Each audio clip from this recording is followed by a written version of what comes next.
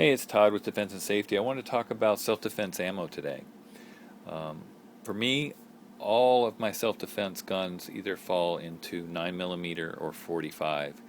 I kind of did that intentionally. I think the current commercially available law enforcement style ammo, like you see here, all are able to give you reliable, 14 inches, give or take an inch of penetration, and going on 7/10 plus or minus a tenth of expansion. So the difference now between a 124 grain plus P to 147 grain 9mm all the way up to 230 grain 45, you're getting similar ballistic effect in 40 somewhere in between here. So to me, I like I love the 45. I'm more accurate with it. I like the big heavy bullet. That's shooting a little slower, and I love the 9. I think it's a more manageable round as well, and you're able to carry a few more. 40 to me, I think there's a little too many compromises. In particular, the pressure curve on 40 is very sharp, and although manageable, it can affect your ability to recover and follow up shots. So I find I'm able to shoot these two much better and more effectively, and then I can spend more money on ammo because I can shoot 9 more cost effectively, and 40 is somewhere in between here. But anyway, that's just my opinion. So in the 9, what I have is this is a Gold Dot 124 grain. Oops, let me get that to focus. 124 grain plus P, and as you can see, it's short barrel hollow point. So what I use that for is in my car PM9. They've just designed the actual bullet to be able to expand at a lower velocity than it would be if it came out of like a Glock 19 or Glock 17 style length barrel. So you're going to get better expansion and penetration. I also will load in the second magazine the Gold Dot 147 grain, which if you live anywhere with winter coming up, this is a great round. Going to get better penetration. You still get amazing expansion. For a while, in the early days of the 147 grain adoption, they were not expanding and they were over penetrating. That's no longer the case. This is a great round. And then Gold Dot makes a regular 124 plus P. And I also recommend looking for the Spear Law Enforcement box in the 50 round. The cost per bullet goes down dramatically over the 20 round boxes. So if you can find them, and I find them all the time online, that's the best way to go. You want to go really hot. Ranger makes this 127 grain or 127 plus P plus. This is an amazing round. Definitely snappy, but also it's probably more like a 40 cal in that manner. So this is another great round. And then HST makes both 124 plus P and 147 grain. These are also amazing rounds, great expansion. And then in the 45, I only use 230 grain. And so we've got Gold Dot 230, HST 230, and the Ranger Ts.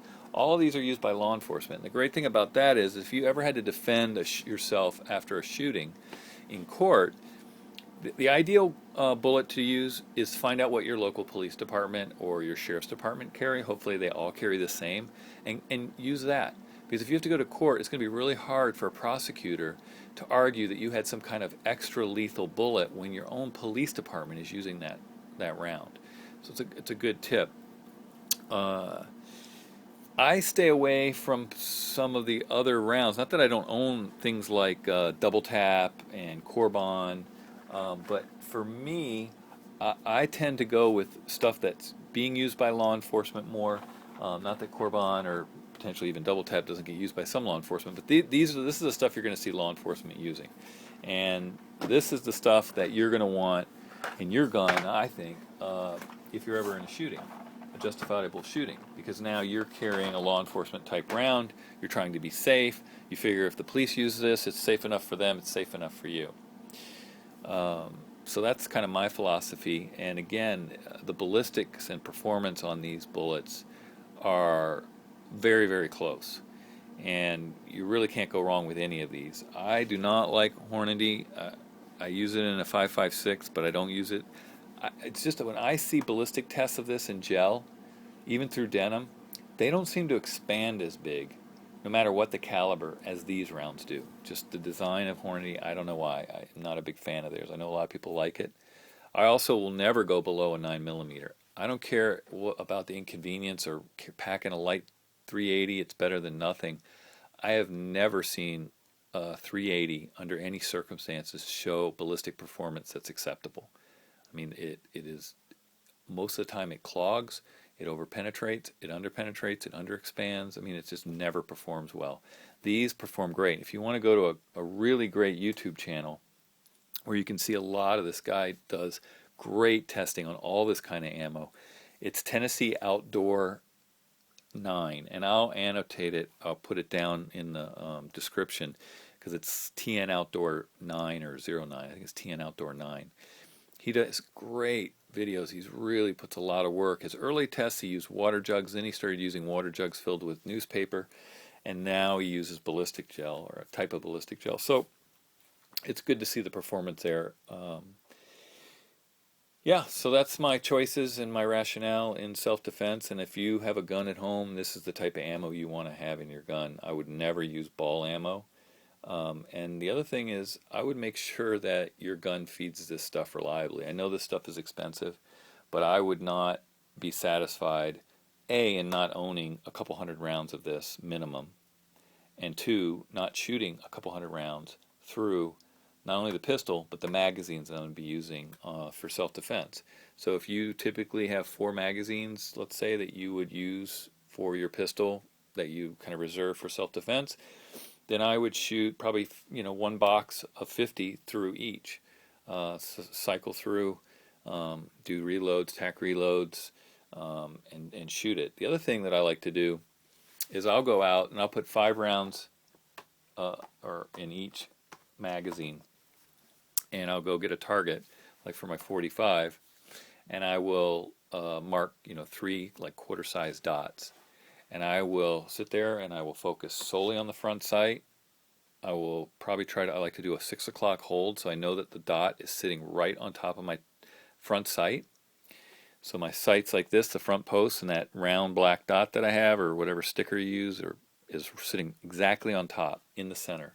Focus on that front sight. Focus on your front trigger press. Slow, smooth. Don't think, I like to imagine I'm dry firing, because then I'm just pressing, waiting for a click, and it goes boom. I do that 5 times. Don't care about where your shots hit. Just focus on the same shot over and over. And I'll do that for all 3 rounds in 3 different targets.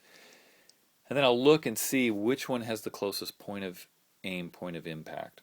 And that's usually the one I'll choose, as long as it continues to feed well in the gun. So that's how I pick which one of these goes in which gun.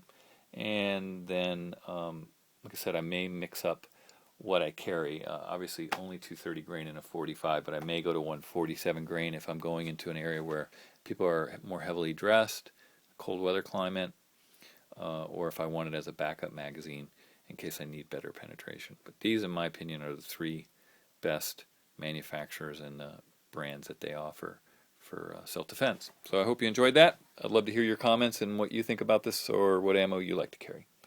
Thanks for watching, and please subscribe.